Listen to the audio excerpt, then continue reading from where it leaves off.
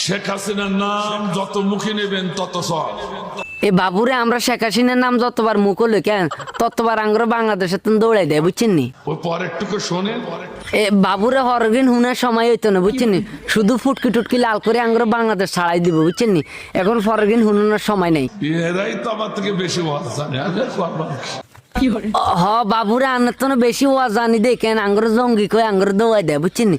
এখন আন্নে আঙ্গুর বাসান আঙ্গ অবস্থা একেবারে সারখার হয়ে যেতেছে। শেখ হাসিনার নাম স্মরণ করলে সব। এ বাবুরে আঙ্গ কেন সোয়াবের দরকার না, আঙ্গ গুণ হইলে হোক বুঝছেন নি। আমরা শেখ হাসিনার নাম মুখ হলে আমরা চেঁচা খাইতে পারতাম না। কেন সব শোনেন? শোনেন ভালো করে শুনে যান।